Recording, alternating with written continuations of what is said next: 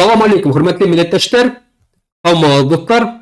Здравствуйте, уважаемые сторонники независимого Башкортостана, подписчики моего канала. Сегодня в Республике Башкортостан произошло такое громкое событие, которое я считаю, что нам всем надо обсудить. А именно, сегодня Кировский районный суд города Уфы вынес обвинительное заключение против Руфы Рахимовой, обвинив ее в дискредитации вооруженных сил Российской Федерации и назначил штраф в размере 30 тысяч рублей. Это административное дело. Что ей вменяют? Ей вменяют 3 поста, которые она написала. Один пост написала она в 2021 году и 2 поста в 2022 году. Это о чем говорит? Это говорит о том, что сегодня любой пост, который ты написал когда-то очень давно, надо заметить, да, что один пост был написан в 2021 году, когда еще не началось широкомасштабной войны против Украины. Но его нашли, откопали, зацепились за него и вот применили вот к этой войне, да, к дискредитации. Тогда даже еще в 2021 году не было вот этих статей о дискредитации, о фейках против армии, иноагентов, таких вот, в таком масштабе, как сейчас. Однако это о чем говорит? Это говорит о том, что сейчас любого человека, кто не угоден властям, могут докопаться до начала твоей страницы, когда ты только там начал писать, 2005 год какой-то там ВКонтакте, в Фейсбуке, найти что-то такое, что можно применить как дискредитацию, как фейки, и все. И ты поедешь. Или будешь осужден. Что дальше у Руфы Рахимовой? Дальше будет уголовная статья. Почему? Потому что по тем практикам судебным, которые сейчас есть в Российской Федерации, прежде чем завести уголовное дело, должна быть административка. Административка есть уже у Руфы Рахимовой. И она, конечно же, молодец, она правильно сделала, она не стала приезжать на суд, она улетела из Российской Федерации, говорят, что она в Турции находится. Я считаю, что это правильно совершенно, и я уверен, что она знала о том, что будет обвинительное заключение. Если бы она была бы уверена в том, что ее оправдают, она бы никуда не улетела. Связи у нее большие. И, скорее всего, ей сказали, что, извини, мы тут уже сейчас ничего не можем помочь. Дальше будет уголовка. Поэтому она улетела. Конечно, там ее отмазывают, там Рамиль Рахматов отмазывает, что якобы там она улетела в отпуск, туда-сюда, но все понимают, да? Вот. И сейчас Руфа Рахимова открыла свой телеграм-канал, где написала о том, что вот... сегодня суд был, что это было по телефонное право. Но если смотреть предыдущие статьи, где она говорила, что вот верим, что завтра будет суд, она, естественно, еще раз говорю, она, конечно, писала о том, что вот когда предстоял у нас суд какой-то допустим, по БО Башкорт, по запрету БО Башкорт, мы сразу четко говорили, что мы не верим в случайности, мы не верим в какой-то оправдательный приговор, мы надеемся, но мы не верим, мы знаем, что нас, скорее всего, осудит и признает нашу организацию экстремистской.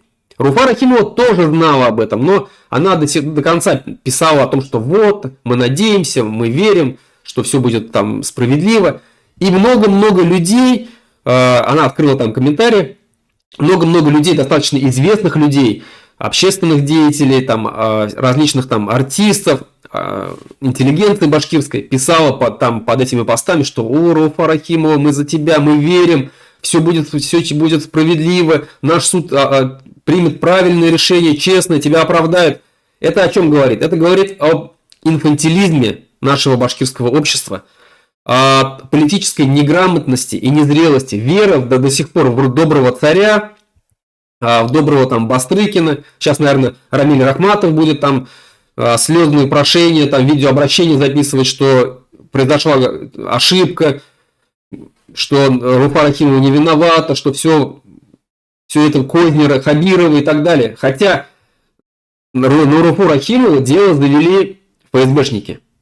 Это не Хабиров писал донос, как Нафаэль Алсынова, а дело завели ФСБшники. Это о чем говорит? Это говорит о том, что сегодня любая критика власти, это значит, даже ты местную власть, если ты критикуешь, это значит, что ты критикуешь Путина. Это значит, что ты критикуешь систему. А это сегодня непозволительно в России. И вот когда я говорил не так давно о том, что ждет общественников Республики Башкортостан, меня начали критиковать, да? Но я правильно говорил, да? И я сейчас повторю. сегодняшние общественные деятели Республики Башкортостан, которые привыкли говорить открыто, прямо о том, все, что они думают, вот как Руфа Рахимова, да, как другие наши общественные деятели, сегодня так не прокатывает. Сначала полномасштабной войны в Украине завернули настолько гайки, что теперь общественные деятели либо должны поддержать войну и тем самым лечь под власть и участвовать в этой пропаганде, помогать, там, набирать людей, да, на войну в Украину, как это делает, допустим, ну, многие общественные деятели, да, наши сегодняшние, которые вчера вроде бы там считались порядочными людьми. Но сегодня, как посмотришь на них, просто в шоке от того, что они, ну, на такое способны. Так вот, первая часть общественников должна, вот чтобы спастись, должна была бы поддержать.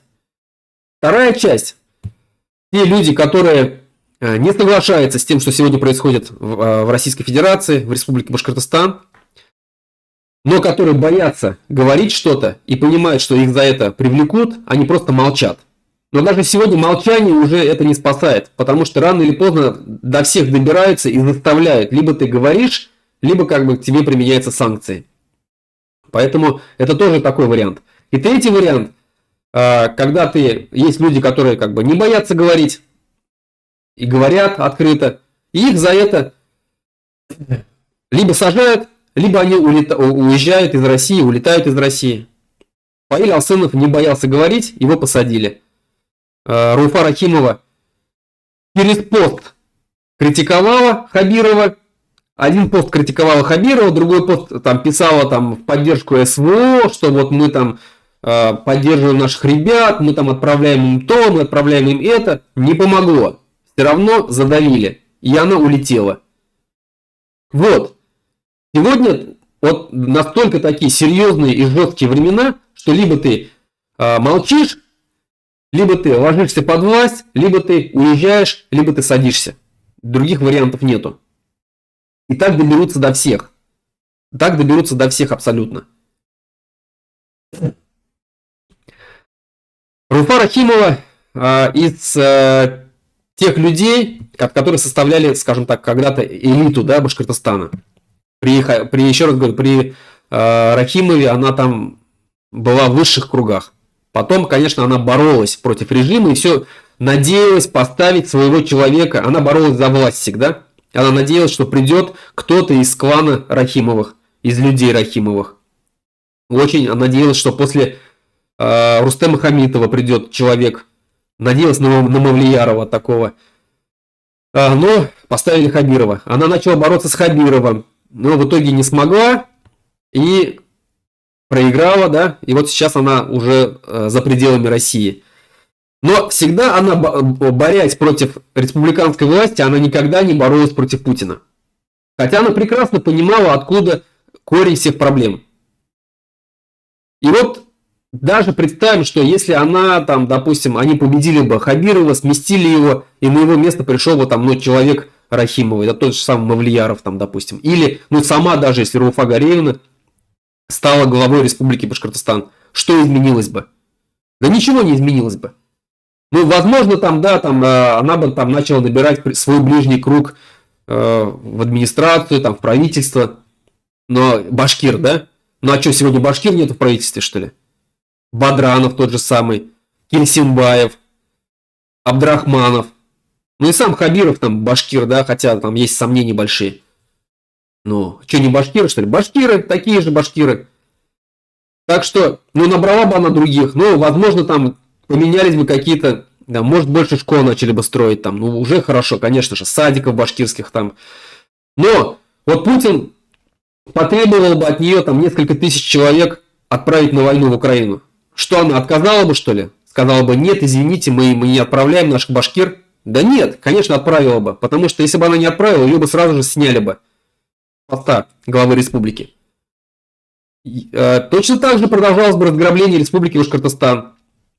Тоннами выкачивали бы нефть, газ, золото, медь, ну и все природные наши ресурсы. Потому что страна воюет, ей нужно.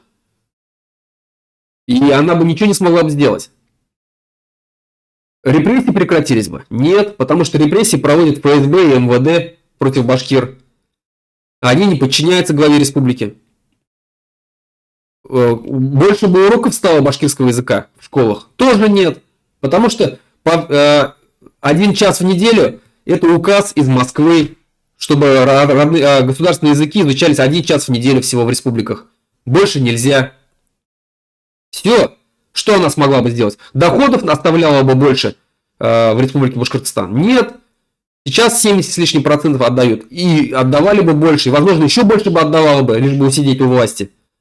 Ничего не поменялось, потому что корень наших проблем не в Уфе, не в Белом доме Уфы, на Тукаева 9, а в Москве, в Кремле. Вот оттуда корень проблем идет.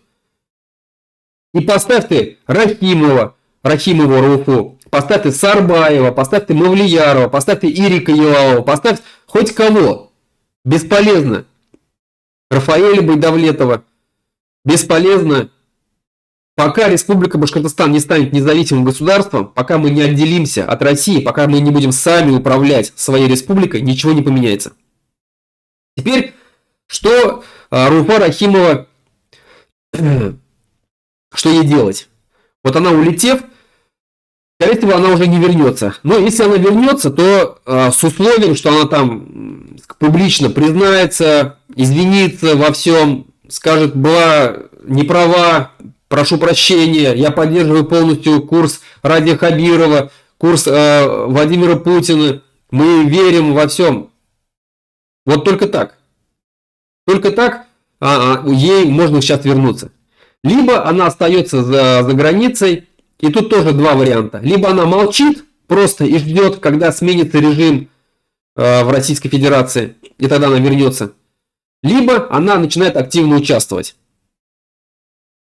Для того, чтобы активно участвовать, в принципе, у ней для этого есть поддержка достаточно хорошая. Это сын Муртазы Рахимова, Урал Рахимов, который живет в Австрии. Очень богатый человек, который украл у Республики Башкортостан, у башкирского народа миллиарды долларов, улетел с ними в Австрию и там сейчас живет припеваючи. Ему вообще плевать, что там происходит в Республике Башкортостан, как народ страдает или не страдает, есть у него деньги, нет у него деньги, ему пофигу. Он эти деньги там кайфует на эти деньги. Когда мы к нему обращались, чтобы он там помог баймакским семьям деньгами, не нам, то есть, да, чтобы вот он помогал туда. Он даже нам не отвечал, хотя наши люди приходили даже в его офис. Бесполезно. Человеку вообще плевать. Это вот, ну, знаете, какой-то вот, знаете, не сын башкирского народа. Ему вообще до лампочки. Но, конечно, у Рауфы Рахимова к нему есть ключики. Я так думаю. Она с ним поддерживает связь, она с ним контачит. Возможно, он ей даст денег. Возможно, он откроет фонд какой-то. И через этот фонд будет помогать. Я буду только рад, конечно. Но в любом случае мы эти деньги у Урала Рахимова вернем в Республику Башкортостан. Как только Республика Башкортостан станет независимым государством, мы вернем обязательно все деньги от Урала Рахимова в республику. Обязательно. А Рауфа Рахимова, вот, ну, представим, она сейчас начнет активно действовать, как-то помогать. И она в любом случае, у нее начнут брать интервью. Она начнет сама писать. Она будет продолжать мочить Хабирова, как это делал, допустим, Ильдар Юмагулов. Мочил Хабирова. В итоге, когда доходило до Путина, он молчал. А сейчас все. Сейчас все, что он, где пропал человек. Ну, может, что-то случилось, я не знаю, конечно. Но человек вот такой вот, что вот Хабиров во всем виноват, а царь Путин, он хороший. Вот у Рахимовой, если будет то же самое, то ее авторитет очень быстро упадет.